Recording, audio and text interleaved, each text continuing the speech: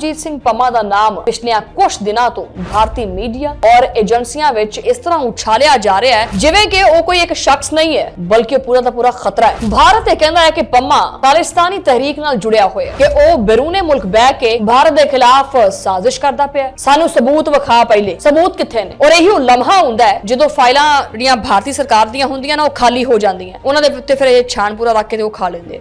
ਔਰ ਇਸੇ ਵਾਸਤੇ ਭਾਰਤ ਅਦਾਲਤਾਂ ਦੀ ਬਜਾਏ ਪ੍ਰੋਪੇਗੈਂਡਾ ਦੇ ਜ਼ਰੀਏ ਮੈਦਾਨ ਵਿੱਚ ਆਂਦਾ ਔਰ ਮੈਦਾਨ 'ਚ ਲੜਦਾ। ਇਹਦੇ ਦਿਲਚਸਪ ਗੱਲ ਇਹ ਹੈ ਕਿ ਬਰਤਾਨੀਆ ਦੀ ਇੰਟੈਲੀਜੈਂਸ ਨੇ ਪਰਮਜੀਤ ਸਿੰਘ ਪम्मा ਨੂੰ ਇਹ ਵਾਰਨਿੰਗ ਦਿੱਤੀ ਹੈ ਕਿ ਉਹਨਾਂ ਵਾਸਤੇ ਖਤਰਾ ਹੈ। ਦੁਨੀਆ ਇਸ ਫਰਕ ਨੂੰ ਸਮਝਦੀ ਪਈ ਹੈ ਕਿ ਇੱਕ ਮੁਲਕ ਆਪਣੇ ਨਾਕਦੀਨ ਨੂੰ ਬਰੂਨੇ ਮੁਲਕ ਦੇ ਵਿੱਚ ਖਾਮੋਸ਼ ਕਰਾਉਣ ਵਾਸਤੇ ਕਿਦਾਂ ਦੇ ਹੋਛੇ ਹੱਥ ਕੰਡੇ ਚੁੱਕਦਾ ਹੈ। ਭਾਰਤ ਦੀ ਇਹ ਆਦਤ ਬਣ ਗਈ ਹੈ ਕਿ ਜੋ ਵੀ ਇਖਤਲਾਫ ਕਰੇ ਉਹਨੂੰ ਸਿਕਿਉਰਿਟੀ ਥ੍ਰੈਟ ਕਹਿ ਕੇ ਫਾਈਲ ਠੋਕ ਦੋ ਉਹਦੇ ਉੱਤੇ। ਭਾਰਤ ਦੇ ਕੋਲੇ ਨਾ ਕੋਈ ਠੋਸ ਸ਼ਵਾਹਿਦ ਮੌਜੂਦ ਹੈ ਔਰ ਨਾ ਹੋਣਗੇ। ਇਹਨਾਂ ਕੋਲੇ ਸਿਰਫ ਔਰ ਸਿਰਫ ਸ਼ੋਰ ਹੈ। ਜਦੋਂ ਭਾਰਤ ਬਰਤਾਨੀਆ, ਪੁਰਤਗਾਲ ਔਰ ਦੂਸਰੇ ਯੂਰਪੀ ਮਮਾਲਿਕ ਦੇ ਕੋਲੇ ਜਾਂਦਾ ਹੈ ਔਰ ਉਹਨਾਂ ਦੇ ਕੋਲੋਂ ਪਰਮਜੀਤ ਸਿੰਘ ਪम्मा ਦੀ ਹਵਾਲਗੀ ਦਾ ਮੁਤਾਲਬਾ ਕਰਦਾ ਹੈ ਤੇ ਉਹ ਮੁਲਕ ਕਹਿੰਦੇ ਆ ਕਿ ਕਾਨ ਥਲੇ ਨਾ ਖਾ ਨਾ ਲਵੀ।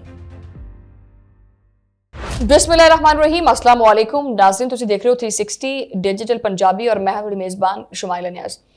अज जिहड़ा व्लॉग करना वो किसी आम खबर दे उत्ते नहीं है बल्कि एक पूरे भारतीय बयानीए नूं बेनकाब करदा है। अज दा व्लॉग शुरू करते जिद्दां कि मैं तुहानूं कहा कि अज किसी आम खबर दे उत्ते गल नहीं करनी। अज गल इस पूरे भारतीय बयानीए दी है जिहड़ा कि दुनिया दे सामने कानून, सफारतकारी और ਇਹਦੇ ਨਾਲ ਸਿਕਿਉਰਿਟੀ ਦੇ ਪਰਦੇ ਦੇ ਵਿੱਚ ਕੁਝ ਕਹਿੰਦਾ ਹੈ ਔਰ ਅੰਦਰੂਨੇ ਖਾਨਾ ਹਾਲਾਤ ਬਿਲਕੁਲ ਮੁxtਲਿਫ ਹੁੰਦੇ ਆ ਔਰ ਅੰਦਰੂਨੇ ਖਾਨਾ ਕੁਝ ਹੋਰ ਹੀ ਕਰਦਾ ਹੈ। ਮੈਂ ਗੱਲਬਾਤ ਕਰ ਰਹੀ ਹਾਂ ਪਰਮਜੀਤ ਸਿੰਘ ਪम्मा ਦੇ ਬਾਰੇ ਚ।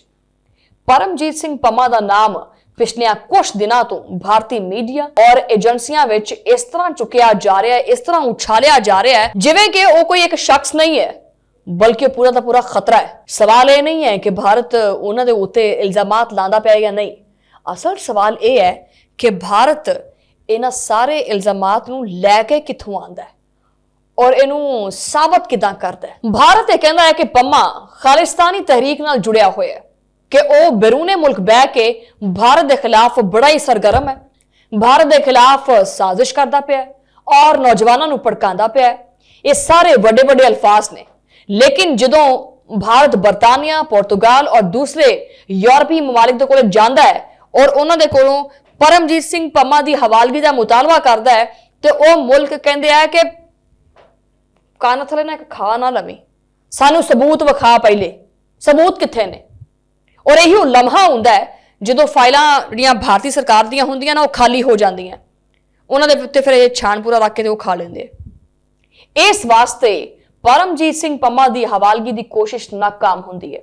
इसी वास्ते वो आजाद ने और इसी वास्ते भारत अदालतां की बजाय प्रोपेगेंडा के जरिए मैदान विच आंदा और मैदान च लड़दा है। इहदे दिलचस्प गल यह है कि बरतानिया की इंटैलीजेंस ने परमजीत सिंह पम्मा नूं यह वार्निंग दी है कि उन्हां वास्ते खतरा है और उन्हां नूं खतरा है। सवाल यह है कि खतरा किहदे तों है? भारतीय बयानिया यह बनांदा है कि वह दहशतगर्द ने, लेकिन बरतानवी वार्निंग तो कहती पई है कि उन्होंने निशाना बनाने जाने का खदशा है। दुनिया इस फर्क को समझती पई है कि एक मुल्क अपने नाकदीन नूं बैरूने मुल्क दे विच खामोश कराने वास्ते किदां दे होछे हथ कंडे चुकदा है। भारत की यह आदत बन गई है कि जो भी इख्तलाफ करे उन्होंने सिक्योरिटी थ्रेट कह के फाइल ठोक दो उहदे उत्ते। कल किसान सी, अज सिख कारकुन ने, परसों कोई सहाफी होएगा, कदी UAPA और कदी रेड कॉर्नर नोटिस, मगर अंजाम की है सिर्फ और सिर्फ खाली शोर, सबूत कोई नहीं। और यही भारत दी आलमी ताकत वाली जिहड़ी फिल्म है ना वो फिर इत्थे नंगी हो जाती है। एक पासे तो दुनिया नूं यह कहंदा है कि असीं कानून दी हुक्मरानी वाले हां और दूजे पासे उत्थे ही कानून दीयां जिहड़ियां तज्जियां ने ना वो उड़ांदा रहिंदा। दूजे पासे यही कानून यूरोपी अदालतां दे विच इन्हां फाइलां विच वापस आ जांदा, उत्ते सिट के आ जांदे। अगर परमजीत पम्मा वाकई होई ने जिहड़ा भारतीय मीडिया चीख के दसदा है ਤੇ ਫਿਰ ਉਹਨਾਂ ਨੂੰ ਚਾਹੀਦਾ ਹੈ ਕਿ ਅਦਾਲਤ ਦੇ ਵਿੱਚ ਸਬੂਤ ਵੀ ਤਾਂ ਪੇਸ਼ ਕਰਨ, ਉਸ ਚੀਜ਼ ਨੂੰ ਸਾਬਤ ਵੀ ਤਾਂ ਕੀਤਾ ਜਾਵੇ ਕਿਉਂਕਿ ਹਰ ਵਾਰੀ ਇਲਜ਼ਾਮ ਲੱਗਦਾ ਹੈ ਔਰ ਹਰ ਵਾਰੀ ਜੱਜ ਸਬੂਤ ਮੰਗਦਾ ਹੈ ਔਰ ਫਾਈਲ ਬੰਦ ਕਰ ਦਿੰਦਾ ਹੈ। भारत ਨੂੰ ਅਸਲ ਮਸਲਾ ਖਾਲਿਸਤਾਨ ਤੋਂ ਨਹੀਂ ਹੈ। भारत ਨੂੰ ਮਸਲਾ ਇਹ ਹੈ ਕਿ ਸਿੱਖ ਡਾਇਸਪੋਰਾ ਸਵਾਲ ਕਰਦੀ ਹੈ, ਰੈਫਰੈਂਡਮ ਦੀ ਗੱਲ ਕਰਦੀ ਹੈ ਔਰ ਬੈਨ ਅਲ-ਅਕਵਾਮੀ ਫੋਰਮਸ ਦੇ ਉੱਤੇ ਦਿੱਲੀ ਦੀ ਕਹਾਣੀ ਨੂੰ ਚੈਲੰਜ ਵੀ ਕਰਦੀ ਹੈ। ਇਹ ਮਸਲਾ ਹੈ ਭਾਰਤ ਨੂੰ। ਔਰ ਜਦੋਂ ਕੋਈ ਬਿਆਨੀਆ ਚੈਲੰਜ ਹੋਵੇ ਤਾਂ ਫਿਰ ਹਿੰਦੂ ਇਸਟੈਬਲਿਸ਼ਮੈਂਟ ਦਾ ਇੱਕ ਹੀ ਜਵਾਬ ਹੁੰਦਾ ਹੈ ਕਿ ਇਹਨੂੰ ਲੇਬਲ ਲਾ ਦਿਓ, ਇਹਨੂੰ ਖਾਮੋਸ਼ ਕਰਾ ਦਿਓ ਔਰ ਅਗਰ ਮੁਮਕਿਨ ਹੋਵੇ ਤਾਂ ਇਹੀ ਖੌਫ ਰੱਖੋ, ਮੰਜ਼ਰ-ਏ-ਆਮ ਤੋਂ ਹੀ ਹਟਾ ਦਿਓ। ਪਰਮਜੀਤ ਸਿੰਘ ਪੰਮਾ ਇਸ ਪੂਰੀ ਕਹਾਣੀ ਦਾ ਇੱਕ ਚਿਹਰਾ ਹੈ। ਉਹਨਾਂ ਦੇ ਉੱਤੇ ਇਲਜ਼ਾਮਾਤ ਲਾਣਾ ਆਸਾਨ ਹੈ, ਲੇਕਿਨ ਅਦਾਲਤ ਦੇ ਵਿੱਚ ਇਹਨਾਂ ਇਲਜ਼ਾਮਾਤ ਨੂੰ ਸਾਬਿਤ ਕਰਨਾ ਬੜਾ ਮੁਸ਼ਕਿਲ ਹੈ। ਇਸ ਵਾਸਤੇ ਭਾਰਤੀ ਮੀਡੀਆ ਰੋਜ਼ਾਨਾ ਜਿਹੜਾ ਨਾ ਇੱਕ ਨਵੀਂ ਸੁਰਖੀ ਜਿਹੜੀ ਹੈ ਨਾ ਉਹ ਬਣਾ ਦਿੰਦਾ ਹੈ, ਨਵੇਂ ਇਨਕਸ਼ਾਫਾਤ ਜਿਹੜੇ ਨੂੰ ਲੈ ਆਉਂਦਾ ਹੈ ਤਾਂ ਕਿ ਅਸਲ ਸਵਾਲ ਕਿਤੇ ਦੱਬ ਜਾਵੇ।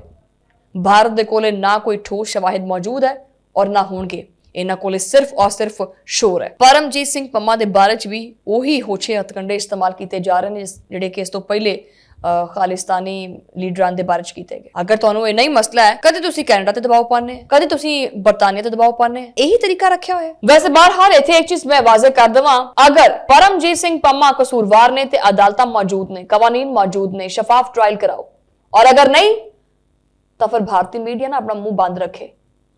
ਭਾਰਤੀ ਮੀਡੀਆ ਨੂੰ ਇਹ ਹੱਕ ਕਿਹਨੇ ਦਿੱਤਾ ਕਿ ਉਹ ਫੈਸਲੇ ਖੁਦ ਹੀ ਸੁਣਾ ਦੇਵੇ? ਭਾਰਤ ਨੂੰ ਸ਼ਾਇਦ ਮਿਰਚਾਂ ਇਸ ਪਾਸੇ ਲੱਗਦੀਆਂ ਕਿ ਸਵਾਲ ਜਿਹੜਾ ਨਾ ਉਹ ਉਹਨਾਂ ਦੇ ਤੌਰ ਤਰੀਕਿਆਂ ਤੇ ਵੀ ਉੱਠਦਾ ਪਿਆ ਔਰ ਦੁਨੀਆ ਹੁਣ ਇਸ ਕਹਾਣੀ ਤੋਂ ਅੱਖਾਂ ਬੰਦ ਨਹੀਂ ਕਰ ਸਕਦੀ।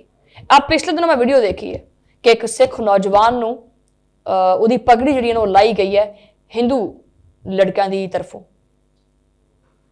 ਮੁਸਲਮਾਨਾਂ ਦੇ ਖਿਲਾਫ, ਸਿੱਖਾਂ ਦੇ ਖਿਲਾਫ, ਈਸਾਈਆਂ ਦੇ ਖਿਲਾਫ। ਇਹ ਚੱਲਦਾ ਕੀ ਪਿਆ?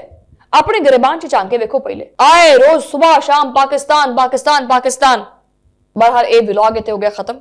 ਤੁਹਾਡੇ ਨਾਲ ਮੁਲਾਕਾਤ ਹੋਏਗੀ ਅਗਲੇ ਵਲੌਗ ਦੇ ਵਿੱਚ, ਉਦੋਂ ਲਈ ਅੱਲਾ ਨੇ ਕਿਰਪਾ।